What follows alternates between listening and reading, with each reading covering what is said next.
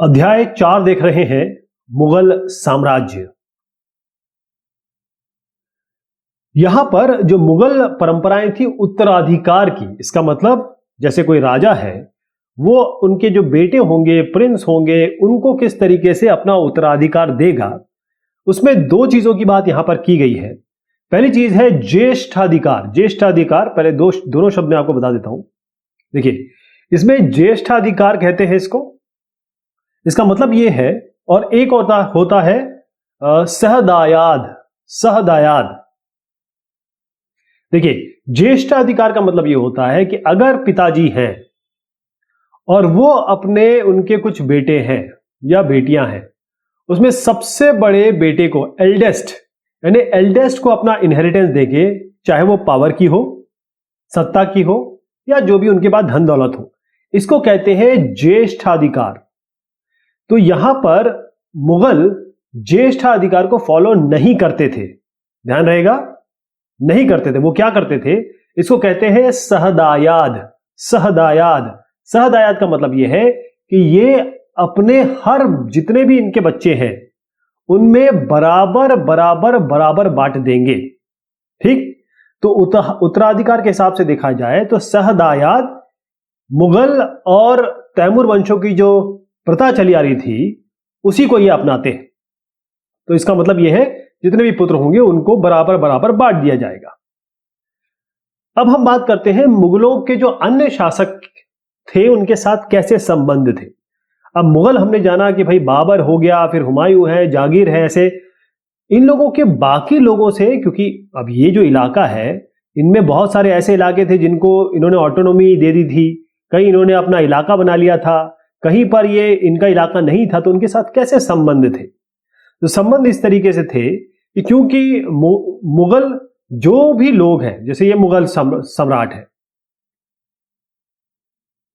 ये मुगल सम्राट है, इनके खिलाफ, या कहें कि ये जो बंदा है, ये जो शासक है, ये इनकी सत्ता स्वीकार करने के लिए बिल्कुल तैयार नहीं है, इनकार कर दिया है। तो फिर मुगल हमेशा इनके पीछे पड़े रहते थे। ओके, तो जब मुगल जो है इनके हमेशा पीछे पड़े रहे और मुगल फिर बहुत स्ट्रांग हो गए, तो ऐसा हुआ कि कई लोगों ने इनमें मैं जो एग्जांपल देना चाहूंगा वो राजपूत का देना चाहूंगा। कई लोग ऐसे थे कि जब ये मुगल बहुत स्ट्रांग हो गए तो कई लोगों ने अपने आप इनकी सत्ता स्वीकार कर ली। राजपूत इसका अच्छा उदाहरण है। और अपनी जो रोटी बेटी का रिश्ता इनसे बना लिया। कहने का मतलब यह है कि इनकी जो पुत्रियां हैं उनको यहां के शासक, प्रिंस, इन सब से इनकी शादी करने लगे।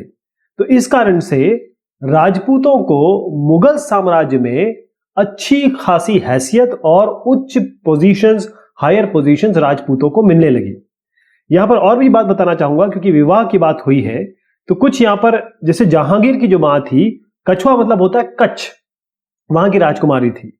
अब जो अंबर है, ये इलाका समझ लीजिए आप, अंबर, ये जो इलाका है, अंबर के राजपूत शासक की ये पुत्री हुआ करती थी। कौन? जहांगीर की मम्मी।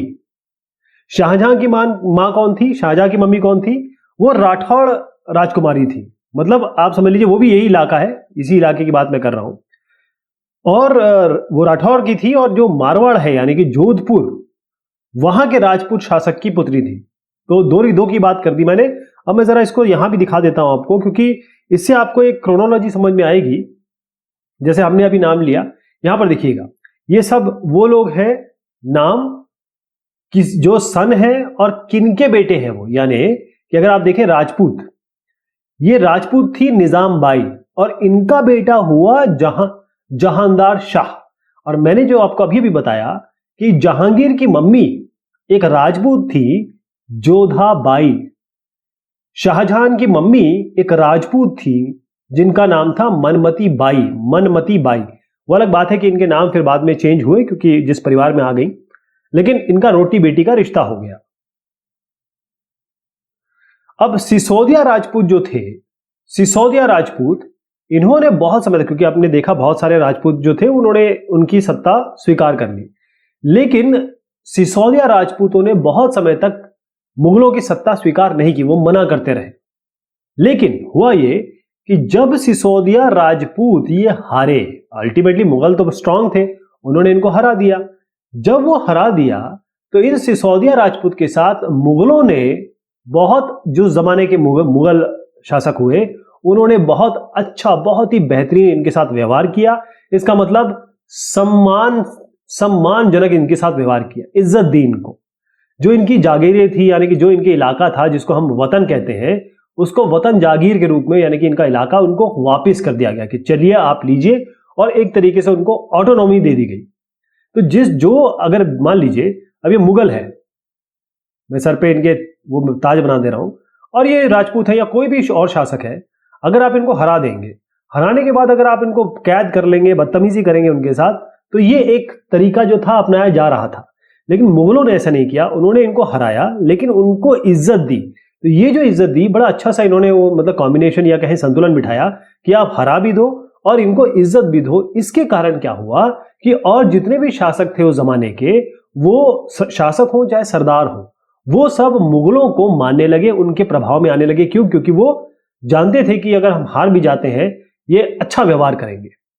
लेकिन थोड़ा औरंगजेब की तरफ अगर हम आते हैं, तो औरंगजेब ने क्या किया?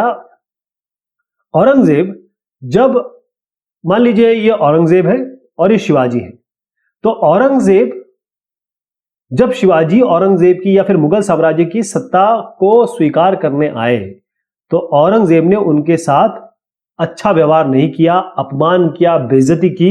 बस उसके बाद शिवाजी ने ये तय कर लिया, कमर कस ली। उसके बाद उन्होंने गोरिल्ला वॉर किया और बहुत परेशान किया मुगल साम्राज्य को। अब कुछ इसमें चीजें हैं जो हम एडमिनिस्ट्रेशन की बात करेंगे, बहुत जरूरी है ये। मनसबदार और जागीरदार दोनों अलग अलग शब्द हैं, दोनों के अलग अलग मायने हैं, ध्यान रखिएगा। देखिए, होता यह है कि पहले मुगलों के पास जो थे वो कौन कौन से लोग थे? वही लोग थे जो तुर्की से आए थे, यानी कि जिनको तुरानी कहते हैं। मैं इस शब्द को पहली बार जब मैंने समझा था, तब मुझे लगा था ये तुरानी मतलब तुर्की और ईरानी दोनों को मिला दीजिए, उस तरीके से समझा था मैंने। लेकिन ये तुरानी मतलब जो तुर्की से, ऑटोमन साम्राज्य आपको याद होगा, उस इलाके से वो आए थे। लेकिन हुआ ये कि मुगल इंटेलिजेंट थे, समझदार थे, तभी तो उन्होंने इतना बड़ा साम्राज्य खड़ा किया था और इतने अच्छे से वो प्रशासन कर रहे थे। इन्होंने क्या किया कि जो ईरानी थे, जो भारतीय, इंडियन मुस्लिम कहता हूं इनको, इंडियन मुस्लिम अलग होते हैं जो हमारे देश में, वो इंडियन मुस्लिम में ध्यान रखिएगा। जो आजकल मामला चल रहा है, आप मानिए कि वो हिंदुस्तानी ही है, हिंदुस्तानी मुसलमान है वो। इंडियन मुस्लिम, अफगान, राजपूत, मराठे, जितने भी और अलग अलग समूह थे, इन्होंने क्या किया कि इन सबको अपनी सर्विस में लाया। यानी कि अगर मान लीजिए कि ये मुगल साम्राज्य है इतना बड़ा, इसके गवर्नेंस के लिए उनको जगह चाहिए, है ना, ऐसे ऐसे करके इलाके हो गए, तो उसके लिए इन्होंने जिन जिन को हायर किया, इसको इस तरीके से समझिए कि जैसे हमारी सेंट्रल गवर्नमेंट है आज, वो क्या करती है, आईएएस, आईपीएस, इस तरीके से लोगों को बनाती है। ये जो इंडियन एडमिनिस्ट्रेटिव सर्विस वाला होता है, वो एक डिस्ट्रिक्ट का या फिर एक जगह का एक तरीके से शहंशाह होता है, या कहें एक तरीके से वहां का डिस्ट्रिक्ट मजिस्ट्रेट, डिस्ट्रिक्ट कलेक्टर हो जाता है, सबसे बड़ा आदमी, डीएम। उसी तरीके से अब इससे रिलेट कर पाइए आप, तो इन लोगों को, जो बड़े बड़े लोग, बड़े बड़े ओहदों पर इनको पहुंचाया, ये जो भी अलग अलग समूह के लोग थे, तो जो ये इनके नौकरशाह बने, मुगल साम्राज्य के जो नौकरशाह बने, जैसे आज के आईएएस हैं, उन सबको इन्होंने कहा मनसबदार। ये शब्द बहुत इंपॉर्टेंट है। बहुत अलग अलग तरीके के लोगों को इन्होंने मनसबदार बनाया। तो मनसबदार किस लिए यूज होता है? ये ऐसे लोगों के लिए यूज हो रहा है कि जो कोई मनसब का मतलब होता है एक रैंक, इसको रैंक समझिए, हैसियत, रैंक, पद, पोजीशन। मनसब का मतलब ये होता है, तो जिसके पास मुगल एम्पायर में कोई पोजीशन है, उनको हम मनसबदार कहते थे। ओके, ये मनसबदार की व्यवस्था, रैंकिंग की व्यवस्था, ये मुगलों ने चलाई थी। और इससे क्या होता था कि जैसे मान लीजिए कोई पद, वेतन, क्या सैलरी मिलेगी, और जो मिलिट्री रिस्पॉन्सिबिलिटी मिलेगी, मैं एमआर कर देता हूं इसको, तो अगर इस रैंक के हिसाब से पता किया जाता था या फिर डिसाइड होता था कि आपका पद क्या होगा, आपका वेतन क्या होगा, और आपका मिलिट्री रिस्पॉन्सिबिलिटी कितनी दी जाएगी। तो पद और वेतन, मिलिट्री रिस्पॉन्सिबिलिटी, पद और वेतन, का निर्धारण किसके हिसाब से होता था? ये होता था जात के हिसाब से, इसको ZAT कहिए, ये जात के हिसाब से होता था। मतलब जात की संख्या जितनी ज्यादा होगी आपका लेवल उतना ज्यादा होगा। कहने का मतलब यहां पर एक मनसबदार है, ठीक, ये मनसबदार है, इसका मतलब ये कोई इसको अच्छी रैंक मिलने वाली है, मिली हुई है। इसका जात, जैसे मान लीजिए इस साहब की जात है 8000, दूसरे साहब है उनकी जात है 2000, तो इनको रैंक ज्यादा हो गई, इनकी जात ज्यादा हो गई, मैंने एक रैंकिंग सिस्टम, एक प्रणाली थी, और इसके हिसाब से इनको पद, वेतन, ये सारी चीजें ज्यादा मिलेगा, इनको उस हिसाब से कम मिलेगा। और जितनी ज्यादा जात होगी उतना ज्यादा, ये सब देखिए, ये सब मनसबदार बैठे हुए हैं, जितने ज्यादा मनसब उस जात आपकी ज्यादा होगी उतना ज्यादा आपका करीबी होगी रॉयल एम्पायर से। ओके, अब जो देखिए 3 चीज होती है, पद, वेतन और जो MR है। MR मैंने लिखा जो मिलिट्री रिस्पॉन्सिबिलिटी है, सैन्य उत्तरदायित्व। तो जो सैन्य उत्तरदायित्व दिए जाते थे मनसबदारों को, उसके हिसाब से उनको कैवलरी यानी कि घोड़े रखने पड़ते थे। इसी को घोड़े रखने वाले को बेसिकली घोड़े रखने की बात यहां पर कही गई है, घुड़सवार रखने पड़ते थे, राइट। अब ये जो घोड़े रखने पड़ते थे, ये मनसबदार जो है ये क्या करते थे, इनके लिए जरूरी था कि इनके सवारों का निरीक्षण हो, इनका बकायदा परीक्षण किया जाता था। फिर ये क्या करते थे, ये अपने हर घोड़े पे दगवाते थे। यानी ये मान लीजिए ये घोड़ा है, मैं ठीक से बना तो नहीं पाऊंगा, मान लीजिए ये घोड़ा है, अब ये जो घोड़ा है इस पे दगवाते थे, यानी कि इस पे एक मार्क लगवाते थे, और जो इसके ऊपर सैनिक है या जितने भी इनके पास कैवलरी है, सोल्जर्स है, उन सबका ये रजिस्ट्रेशन करवाते थे। हर मनसबदार के लिए जरूरी था कि उसके पास जितने घोड़े हैं, जितने घुड़सवार हैं और जो सैनिक है, उनका रजिस्ट्रेशन हो और घोड़ों पे दगवाना हो, यानी उनके ऊपर एक सील लगी हो। ओके, उसके बाद जब ये वाला काम हो जाता था, तभी इन सब मनसबदारों को वेतन मिलता था, पैसा मिलता था, धन मिलता था। अब आप कहेंगे पैसा, फिर पैसा आता कहां से था? अब इसके ये मुगल एम्पायर के पास इतना कैसे पैसा आ गया कि इतने सारे मनसबदारों को दिया जा सके? तो मनसबदार जो है अपना वेतन कहां से लेते थे? उनको एक मनसबदार, जैसे ये मनसबदार हो गए ना, MS कर देता हूं, ये मनसबदार हो गए, इनको वेतन कैसे दिया जाता था? इनको दी जाती थी एक जमीन, एक इलाका।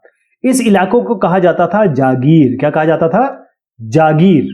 जैसे जो इक्ता हमने पहले पढ़ा था ना, याद है होगा आपको, जब हमने दिल्ली सुल्तान में इक्ता पढ़ा था, उसी तरीके की एक जमीन दे दी जाती थी इनको, और यहां पर इसको जागीर कहा जा रहा है। इक्ता और जागीर में अंतर बस इतना था कि जो इक्ता के लोग थे, जो इक्तदार थे या मुक्ति लोग थे, वो इसी इलाके में रहते थे और यहां पर अपना राजस्व या रेवेन्यू, टैक्स, कर, लगान वसूल करते थे। लेकिन यहां मनसबदार जो व्यवस्था है, इसमें जो मनसबदार को जमीन मिली है वो जरूरी नहीं है कि वहां रहे, बल्कि इनके जो सर्वेंट है, इनके जो लड़के हैं, वो, लड़का मतलब बेटा नहीं, लड़के मतलब जो इनके साथ काम करने वाले, जो सर्वेंट्स हैं, नौकर कह सकते हैं, वो यहाँ के राजस्व कलेक्ट करते थे, वो लोग करते थे। मनसबदार तो कहीं और रहता था, कहीं और अपनी मिलिट्री रिस्पॉन्सिबिलिटी या कहें कि सैनिक दायित्व निभा रहा होता था। क्लियर है? अब आप देखिएगा कि मैं अभी जात जो मैंने कहा था ना, जात के बारे में थोड़ा और बताऊंगा कि 5000 जात वाला अगर कोई आदमी है, यानी अभिजात है, अभिजात मतलब कुलीन वाला, कुलीन हाई लेवल पे आ गया, उसका दर्जा जो था 1000 जात वाले से बहुत ऊंचा था। जैसे मैंने 1000 और 2000 का एग्जांपल ले लिया, तो अकबर के शासन में 29 मनसबदार ऐसे थे जिनकी जो जात थी वो 5000 के ऊपर थी। 5000, 29 अकबर के शासनकाल में 29 ऐसे आपके मनसबदार थे, 5000 से ज्यादा उनकी जात थी। औरंगजेब के समय में यही जात जो है, मतलब यही जो नंबर है वो 79 हो गया, मनसबदारों की संख्या हो गई 79 जिनके पास 5000 के ऊपर है। ठीक, इससे क्या गड़बड़ी हुई, क्या समस्या आई, इसको भी देखेंगे। मैंने जैसे कहा था कि मनसबदार और मुक्तियों में अंतर मैं आपको बता देता हूं। इसमें अंतर यही है कि मनसबदार जो है अब उस इलाके में नहीं रहते थे, बल्कि उनके नौकर वहां से पैसा लेते थे, लेकिन जो मुक्ति थे वो उसी जगह पे रहते थे, उसी जागीर पे, उसी जमीन पे रहते थे। राइट है? ठीक, मतलब मनसबदार को ये नहीं था कि आप अपने इलाके में जाइए और वहां पर राजस्व या कर एकत्रित करिए, वो नौकर करते थे, वो अब किसी और जगह पे रहते थे, मनसबदार किसी और जगह पे सेवारत रहते थे। ओके, अब हुआ ये कि अकबर के शासनकाल में ये जो भी जागीर थी इनका बहुत अच्छी तरीके से आंकलन किया गया कि कितनी जागीर है, ओके, ताकि इनका जो राजस्व है मनसबदार के वेतन के बराबर हो। जैसे मान लीजिए आपने 5,000 वाले जात को, जिसकी जात है ZAT मनसबदार, इसको एक जमीन दी। अब 5,000 के ऊपर है, आप इसको देना चाह रहे थे, मान लीजिए एक एग्जांपल लेता हूं, 10,000 रुपए, और जो यहां से वो लगान कलेक्ट कर पा रहा है वो केवल कर पा रहा है 2,000 रुपए, तो गलत हो गया ना। 2,000 में कहां से वो कर पाएगा? तो ये एक ऐसा इन्होंने किया, बहुत अच्छे से आकलन किया कि जो जमीन या जितना इलाका इनको दिया जा रहा है वहां से जितना पैसा है वो कम से कम इनकी सैलरी के हिसाब से हो। लेकिन जैसे ही औरंगजेब आए यहां पर मामला बिगड़ गया, थोड़ा बहुत गड़बड़ हो गया। क्यों? क्योंकि मनसबदारों की, जैसे मैंने आपके कहा, 79 से ऊपर संख्या हो गई। अब होता क्या था कि जागीर मतलब जमीन है, अब जमीन तो जितनी है उतनी है। अब इतने सारे जो मनसबदार है उनको जमीन मिलने में या जागीर मिलने में बहुत समय लग जाता था, बहुत ज्यादा समय लग जाता था। इसके अलावा क्या हो गया कि क्योंकि जागीर की कमी तो हो ही गई थी, होता यह था कि जैसे यहां एक जागीरदार है, उसके पास उसको ये लगता था जितना मैं चूस सकूं, जितना मैं निकाल सकूं उतना मैं निकाल लूं। इस जागीर से उसने लंद फंद पैसा, राजस्व वसूल करना शुरू कर दिया। तो इससे क्या हुआ कि औरंगजेब इस सब चीजों पे कंट्रोल नहीं रख पाया। और होता क्या था, क्योंकि यहां पर देने वाले कौन है? गरीब किसानी तो होते हैं, उनका 50% से ज्यादा ले लिया जाता था। तो ये जो लोग हैं ये बेचारे बहुत प्रॉब्लम में आ गए। तो इसीलिए फिर आगे चल के रिवोल्ट हुए, आगे चल के विद्रोह हुए। यहां पर मैं आपको दिखाऊंगा ये जो सवार के साथ अपने, ये सवारों के साथ आपका मनसबदार, यहां पर देखें इस तरीके से इनके पास घोड़ा होता था, इनके पास सैनिक होता था। मनसबदार, इसका काम मिलिट्री वाला काम होता था। और उसके बाद यहां पर देखिएगा कि ये जो शाहजहां है उसके राज्यकाल में कुछ 2 चित्र दिखाए गए हैं, और ये जहांगीर के समय का भ्रष्टाचार है। इसमें क्या है कि एक अफसर जो है वो घूस ले रहा है, रिश्वत ले रहा है, और यहां पर एक आदमी, एक अधिकारी जो है बेचारा गरीबों को मार रहा है। जो आजकल की गांव की सिचुएशन हमको दिखती है, वो जमाने में भी ऐसी हुआ करता था। अब मैं आपको कुछ शब्द बताऊंगा, उनको ध्यान रखना, क्योंकि यहां पर एक नाम आएगा टोडरमल। ये जो टोडरमल है, TM कर देता हूं, टोडरमल साहब जो है ये आपके अकबर के 9 रत्नों में से एक थे। तो मैं आपको जब्त बताने वाला हूं। जब्त क्या होता है देखिए, होता जैसे मैंने अभी भी बताया कि मेन जो पैसा आता था, मेन जो राजस्व या किसान से आता था, लगान किसान से आता था, मेन यही था। ओके, होता यह था कि यहां पर एक आपका जो स्थानीय सरदार है, मुखिया है, या उस इलाके का जो बड़ा आदमी है, या स्थानीय सरदार, वहां का जो सरदार मुखिया हो गया, यहां पर किसान है, मुखिया जो है वो किसान से पैसे कलेक्ट करता था और फिर लाके राजस्व किसको देता था? जो जहां भी उसको देना हो, मतलब बेसिकली अंपायर को देता था, साम्राज्य को देता था। अब देखिएगा कि ये लेके इनको दे रहा है तो गड़बड़ हो गई, क्योंकि ये जो बिचौलिया हो गया, एजेंट हो गया, ये मुखिया हो चाहे कोई भी हो, लेकिन ये कुछ ना कुछ तो करप्शन कर सकता है।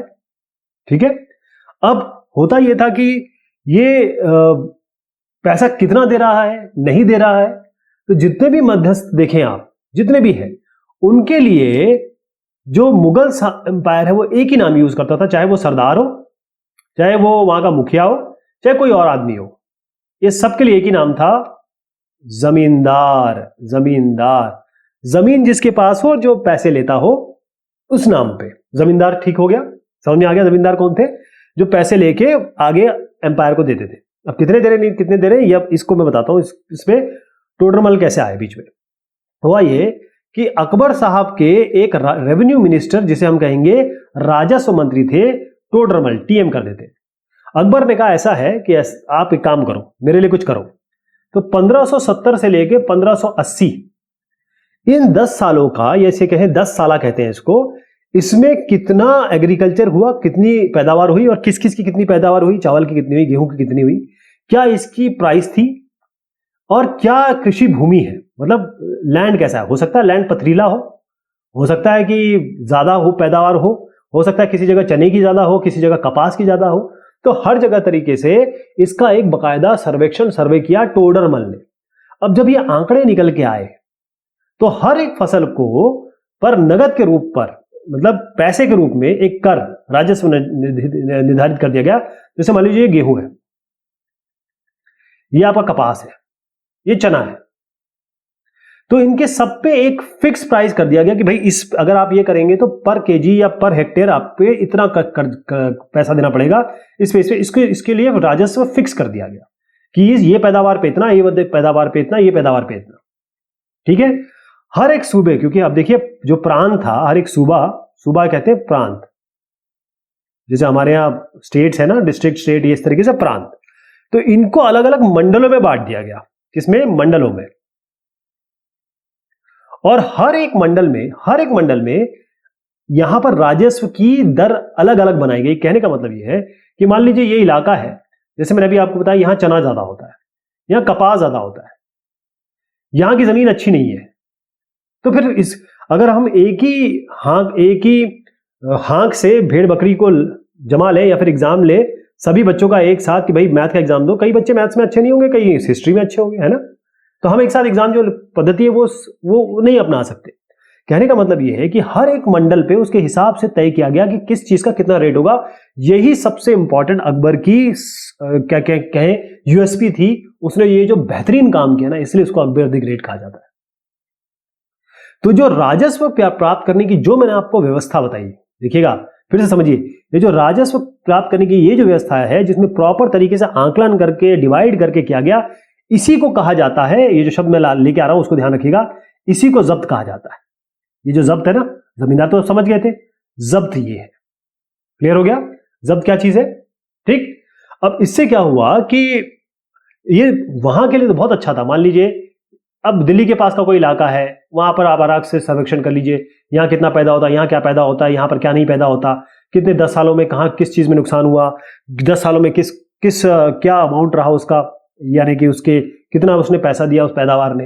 ये उस जगह के लिए तो ठीक है जहां पर आराम से अकबर के या फिर कहें मुगल साम्राज्य के, मुगल एम्पायर के जो ऑफिसर्स जा सकते थे और जहां पर बहुत अच्छे से वो हिसाब कर सकते थे। लेकिन गुजरात और बंगाल का इलाका या ऐसे इलाका जहां पर वो जा नहीं पाते थे, वहां तो हो ही नहीं पाया, क्योंकि जहां जमीन का निरीक्षण नहीं हो पाएगा वहां कैसा पता चलेगा कि हम जब्त कैसे वसूल करें। ओके। अब हुआ ये कि कई बार ऐसा हो गया कि जमींदार जो हो गए, मैंने बताया था जमींदार कौन है, जमींदार जो पैसे वाले होते थे, जो यहां से गांवों से पैसा लेके, पीजेंट से, फार्मर से लेके आगे बढ़ाते थे। अब ये लोग इतने पावरफुल हो गए, विद्रोह कर रहे थे। और होता ये था कि कभी कभी ये जमींदार और किसान ये दोनों अगर एक ही कास्ट के हैं, जैसे मान लीजिए ये राजपूत है या ये कहें ये कोरी है, मैं एक एग्जांपल ले रहा हूं, तो ये सब मिलके मुगल एम्पायर के खिलाफ धावा बोल देते थे या कि विद्रोह कर देते थे। तो इसी में जो 17वीं शताब्दी है ना, उसके अंत में जो मुगल साम्राज्य है वो थोड़ा सा हिला। अब अकबर की नीतियां जो मैंने आपको बताई, वो खैर इतना तो मैंने आपको समझा ही दिया अभी कि आप ये जब्त और ये जमींदारी समझ गए। अब अगले डिस्कशन में मैं आपसे बात करूंगा अकबर की और जो नीतियां हैं उनमें हम थोड़ा जाएंगे और अकबरनामा और आईने अकबरी के बारे में बात करेंगे। ठीक है, तब तक के लिए शुक्रिया, मेहरबानी आप सभी की।